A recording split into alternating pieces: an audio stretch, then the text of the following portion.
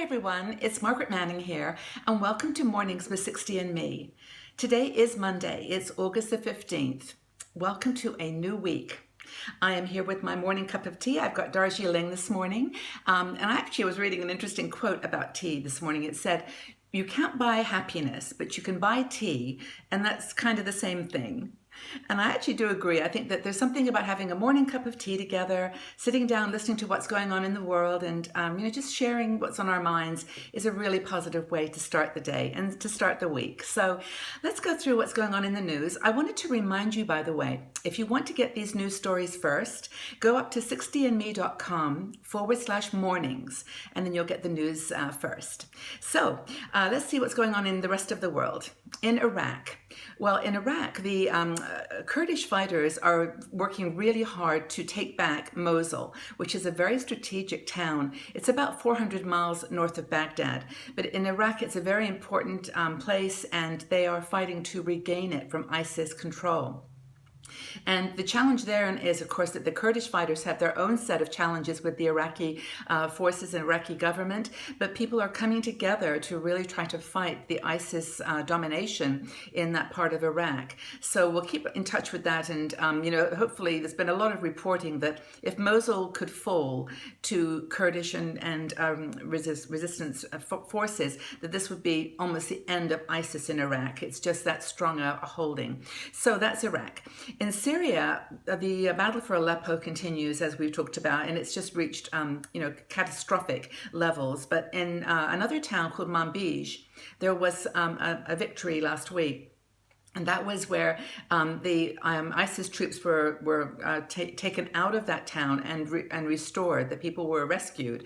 And the celebrations in the streets just are so touching, that these people were under the control of a very difficult, situation for so long. Now they're free. They're cutting their beards, women are smoking, just doing the things that were never allowed them while they were under the control of ISIS.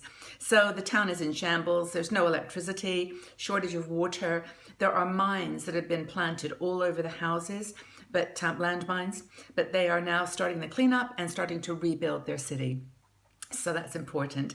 In Nigeria, there's news to report. If you remember, about 2 years ago, a group of about 200 girls were kidnapped from a school in Nigeria. They were the Chibok school, and these girls were kidnapped. That's 2 years ago. And over that period of time, there have been various videos and demands made by the Boko Haram group. But there's another video that's just been released. And this one now shows the girls. It talks about their conditions and their situation. It must be so heartbreaking for the parents to watch this. But in the video, they ask for negotiation with the Nigerian government and have made their demands known. Now, of course, the challenge is that there's been recently a fight for leadership in the Boko Haram group. So we don't really know who is in charge. And as soon as there is a credible leader that there can be negotiations with, the consensus seems to be that it is a good time to start having those conversations to free these young girls. They were about 16 when they were kidnapped 2 years ago. So that would be wonderful to get that resolved.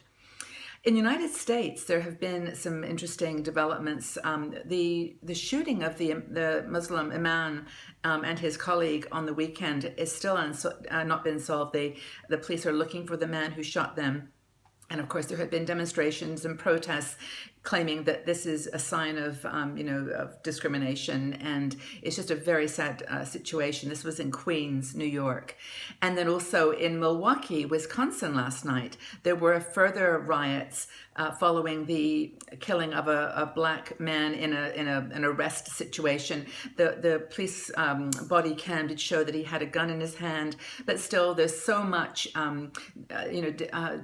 dispute and misunderstanding about the situation right now. And people in Milwaukee were out protesting last night. So let's hope that gets resolved as well. These things have just got to come together at some point, but our fingers are crossed. So going to the Olympics in Rio, this is always an interesting ongoing story. There's so much. They've kind of gone from the swimming now to the track and field activities. So yesterday, Usain Bolt became the fastest man in the world again. He ran, I got to get this straight, the 100-meter sprint, he ran it in 9.81 seconds. I mean, it takes me that long to walk to the kitchen, but he did this in 9.81 seconds, and he maintains that title of the fastest man on earth. He's got further races to take part in, so it's going to be quite an exciting few days. There was one incident, though, last night that I must report that was really shocking, and that was the swimming gold medalists and colleagues, Ryan Lochte and other members of the U.S. Olympic swimming team, were actually stopped at gunpoint and robbed in Rio. They were in their car, and this group of people who were dressed as police officers stopped the car and at gunpoint asked them to give their possessions, their money, and they did that. They were really, they just carried on and nobody was hurt. But that's just so shocking that in Rio that could happen. We've still got another week and a few days of the Olympics left, so hopefully nothing like that will happen again. Everyone's fine. So a feel-good story, as I've said before, I'm a big fan of sustainability and recycling, reusing technology in ways that benefit society. And I don't actually have a drone myself, but these amazing devices that can be controlled from the ground, fly in the air, and can do all kinds of interesting things. And there's a company now in San Francisco that has developed a drone that they hope to use to deliver medicines and other medical devices to people in remote areas. And the White House is supporting this drone delivery service, which is now in a testing phase.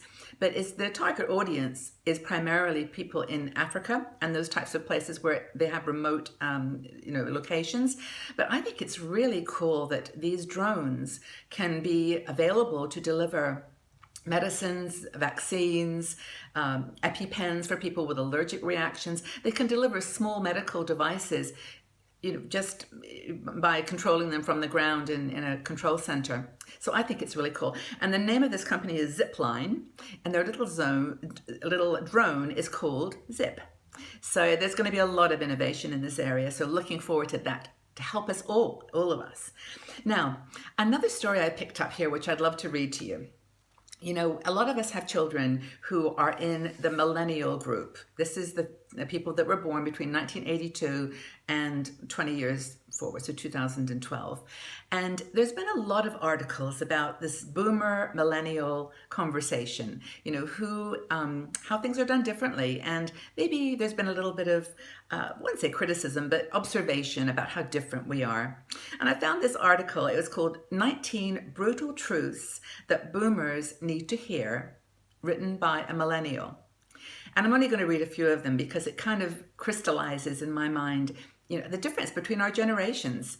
And I think we all can say it was better then or is better now. But this is, he's got some really good points here. And I just want to read them so that we can maybe have a different view about our millennial friends. A lot of us are working alongside them, either in our own businesses or in corporations.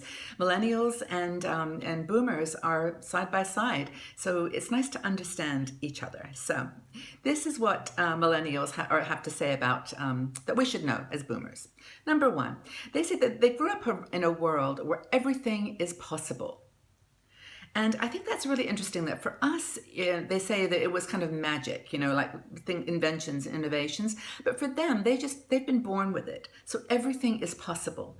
And they have this it could be interpreted as idealistic view of the world. The second thing is that they really do appreciate and understand technology. And they understand it from a really deep perspective.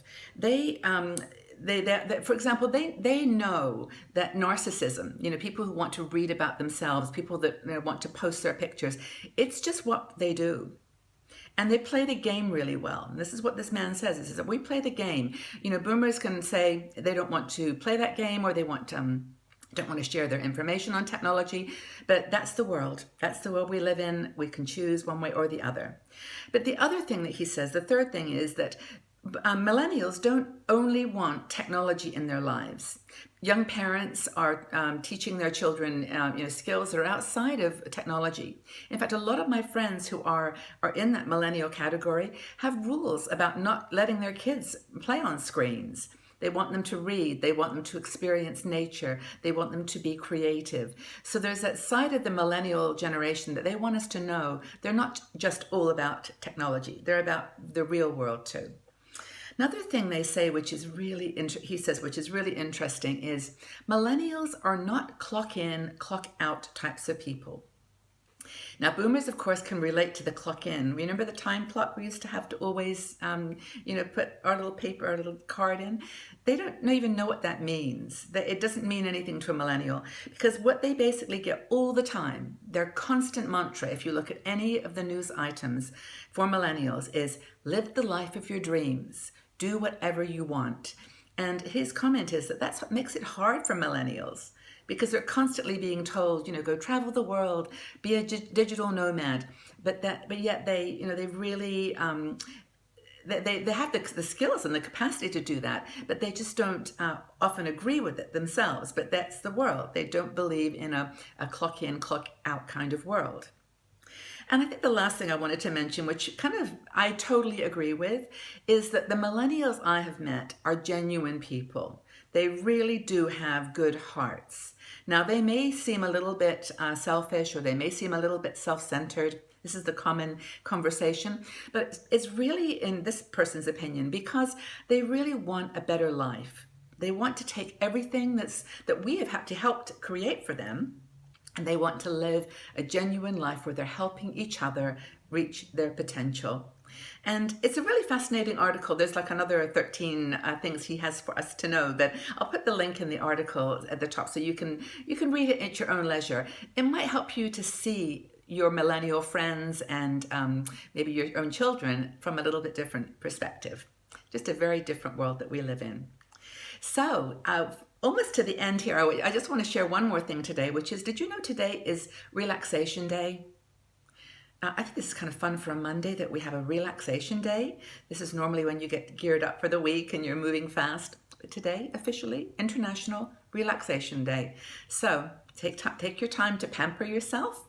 Maybe go for a walk, sleep in late, go back to bed, meditate, just relax. Do whatever you do to feel good and calm. That's my gift to you today. And finally, I wanted to mention that every day we've been trying to feature a woman who is our kind of woman of the day, someone who is in our 60 and me community, who is doing something with her life in her 60s that she didn't do before, that something happened. She decided, this is it. I've always wanted to do this. And so today I'd like to give a congratulations and a shout out to Mary Grace Barry.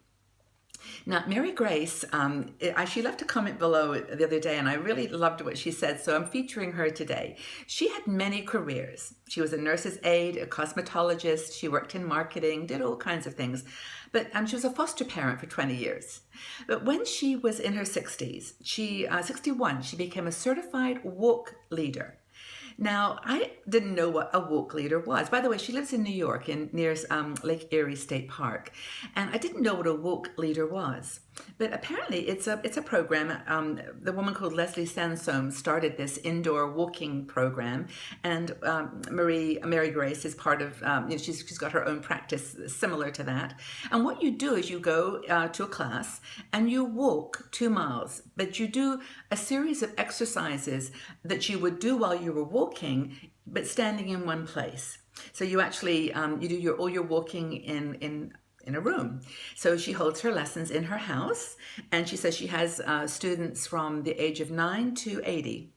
So a wide range of people that come and walk with her in her living room or her house, wherever she does this program. But that's her passion, she says.